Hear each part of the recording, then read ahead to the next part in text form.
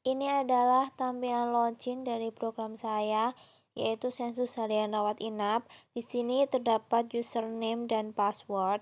Saya menggunakan 3 hak akses, yaitu rekam medis, perawat, dan kepala rekam medis. Username rekam medis itu aksesnya ke semua inputan, laporan, maupun ke perhitungan indikator rawat inap. Sedangkan perawat hanya inputan dan laporannya saja. Dan yang terakhir kepala rekam medis itu hanya ke laporannya saja. Nah, setelah itu mari kita login, yaitu menggunakan rekam medis. Kita masukkan username dan passwordnya. Lalu kita login. Dan di sini adalah menu dashboardnya. Yang di sini setelah itu saya menggunakan master data, yaitu 3. Master data pasien, bangsal, dan diagnosa. Yang pertama adalah master data pasien. Tampilannya seperti ini. Terdapat nomor rekam medis, nama pasien, alamat, jenis kelamin, jenis pasien, dan lain-lain. Di sini terdapat fitur edit dan hapus. Setelah itu, jika ingin menambahkan data, tinggal klik tambah data. Di sini langsung muncul. Nomor rekam medis atau kode rekam medis itu adalah otomatis. Jika ditambahkan pasien baru, otomatis menambah angkanya. Langsung kita memasukkan nama pasien, contohnya Sri Wijiastuti. Kita ketik dulu. Yang selanjutnya kita pilih perempuan. Agama kita bisa pilih Kristen. Nomor telepon kita menginputkan. Yang selanjutnya adalah alamat. Dan di sini terdapat tanggal lahir. Saya menggunakan fitur date. Memilih tahun, bulan, dan tanggalnya.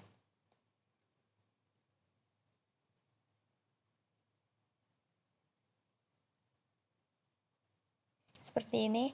Lanjut ke pekerjaan berupa inputan sebagai ibu rumah tangga. Dan di bawahnya terdapat jenis pasien. Ada 4 jenis, yaitu pasien masuk, pindah, dipindahkan, dan keluar, lalu disimpan. Data berhasil disimpan. Lalu kita cek data tersebut muncul atau tidak. Muncul di paling bawah, nomor RM 11, Sri Wijiastuti. Yang selanjutnya, di sini saya juga menambahkan fitur search, yaitu cari. Kita bisa menggunakan kata kunci, semuanya bisa.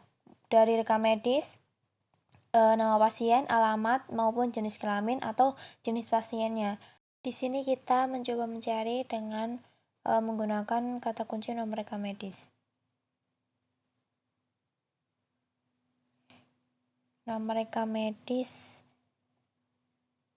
yang ke nomor RM6.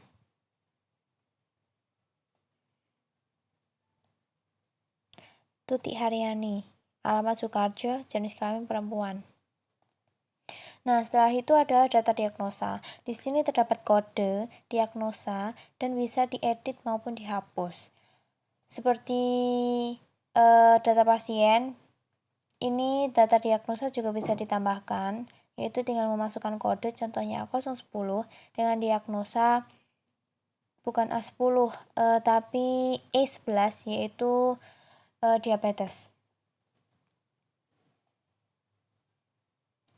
Kita simpan, data berhasil disimpan, dan lalu kita cek E11 apakah ada.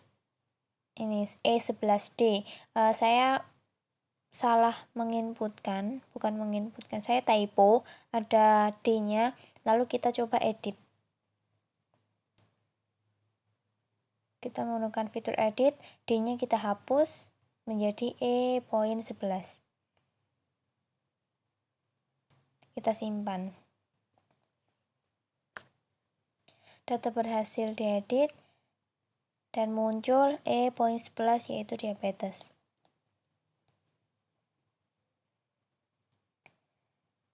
Yang selanjutnya adalah data bangsal. Nah, Di sini terdapat kode bangsal, nama bangsal, dan lain-lain. Dan di sini seperti data pasien dan data diagnosa yang lainnya, tambah data bangsal juga bisa dilakukan. Kode bangsal tersebut adalah otomatis. Nah, kita masukkan kelasnya, nama bangsalnya, serta jumlahnya. Jumlah di sini akan berpengaruh pada perhitungan indikator rawat inap. Lalu kita cek dan datanya sudah muncul. Lalu kita akan mencoba fitur hapus.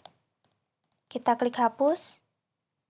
Anda yakin menghapus? Kita klik OK dan berhasil dihapus. Nah, data yang baru sudah hilang karena sudah dihapus. Yang selanjutnya adalah tabel transaksi. Terdapat transaksi pasien masuk, pindah, dipindahkan, dan keluar. Pasien masuk, terdapat nomor registrasi, nomor RM, nama, diagnosa bangsal, tanggal dan masuk. Tanggal dan jam masuk, status. Terdapat fitur edit dan hapus. Bila ingin menambahkan data, bisa langsung klik tambah data pasien. Langsung muncul tampilan seperti ini.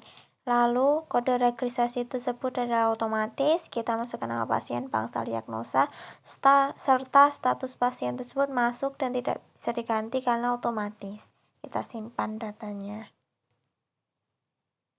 Berhasil. Lalu sudah muncul Sri Wijiastuti dari bangsalnya Kamboja, statusnya pasien masuk. Oke. Selanjutnya adalah pasien pindah. Di sini nomor registrasinya PNDH nomor 0004. Kode registrasinya. Nah, di sini adalah fitur tambah data pasien pindah. Kode registrasinya juga otomatis.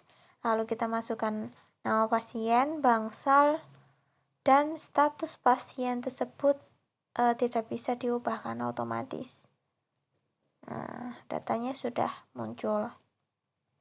Selanjutnya data dipindahkan sama seperti pasien masuk maupun pindah juga sama, tetapi yang membedakan hanya nomor registrasinya saja, yaitu dengan kode DPNK dipindahkan. Statusnya juga otomatis, tidak bisa diubah. Kita coba fitur hapus, klik hapus, lalu OK.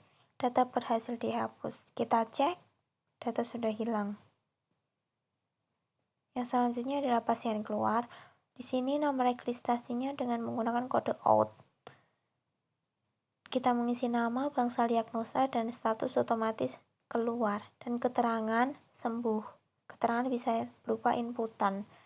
Sembuh, pulang paksa, atau dipulangkan. Data berhasil disimpan. Yang selanjutnya kita akan mencoba fitur edit. Kita edit data terbaru dari kode registrasi OUT 003, yaitu kita kasih keterangan pulang paksa, lalu kita simpan. Di sini sudah muncul pulang paksa pada OUT 003. Yang selanjutnya adalah laporan. Terdapat laporan data pasien, yaitu seperti ini tampilannya.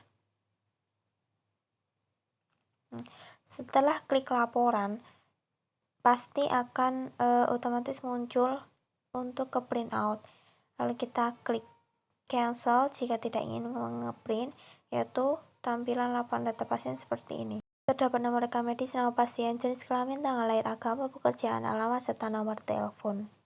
Nah, selanjutnya yaitu laporan data diagnosa. Terdapat kode dan diagnosa. Yang selanjutnya adalah data bangsal.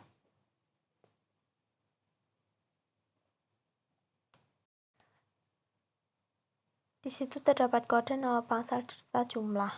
Selanjutnya adalah data pasien masuk. Di sini terdapat fitur dari tanggal sampai tanggal dengan menggunakan fitur date. Di sini kita mencoba tahun 2019 tanggal 1 Januari sampai tanggal 30 bulan 5. Kita klik cari lalu muncul datanya seperti ini.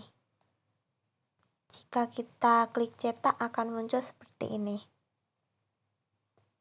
Langsung menyambung ke print. Seperti ini laporan data pasien masuk. Periode 1 Januari sampai 30 Mei 2021. Yang selanjutnya adalah laporan pasien pindah. Terdapat fitur tanggal sama seperti pasien masuk. Kita bisa memilih bebas dari tanggal berapa sampai tanggal berapa. Lalu kita klik cari, lalu akan muncul datanya dengan kode registrasi PNDH, yaitu pasien pindah. Yang selanjutnya pasien dipindah. Laporan data pasien pindah sama seperti pasien masuk maupun pindah. Terdapat fitur tanggal, lalu kita cari. Yang selanjutnya yaitu pasien keluar. Terdapat fitur tanggal juga, bebas kita memilih dari tanggal berapa sampai berapa. Lalu kita klik cari, sudah ketemu datanya. Kita coba cetak, muncul seperti ini. Kita klik cancel.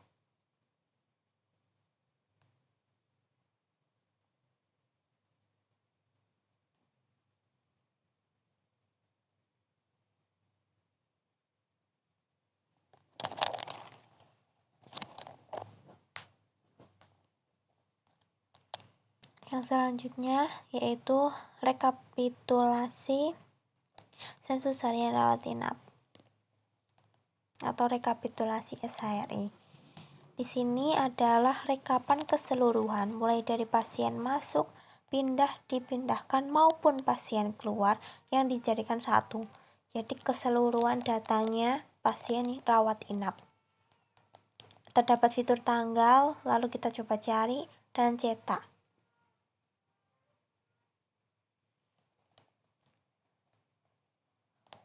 Di sini muncul semua datanya dari pasien masuk, pindah, dipindahkan, dan keluar menjadi satu.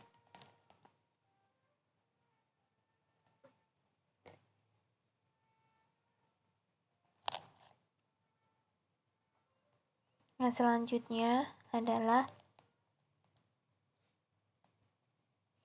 perhitungan indikator rawat inap. Di sini terdapat 4 indikator rawat inap yaitu BOR, LOS, TOI maupun BTO.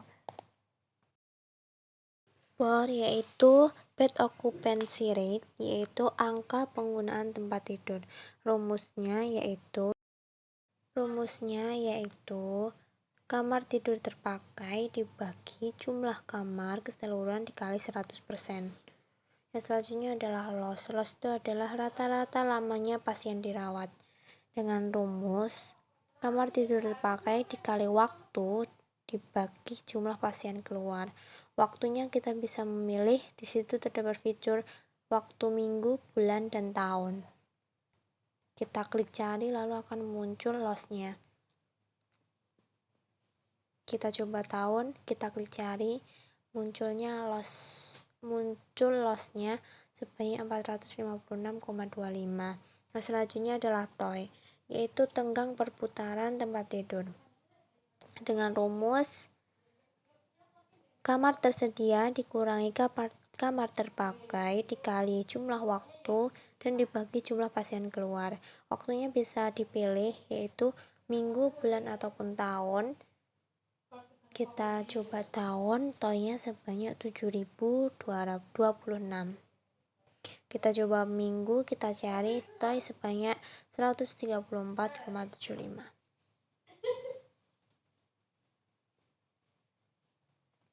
Yang selanjutnya yaitu BTO. PTO, yaitu angka perputaran tempat tidur.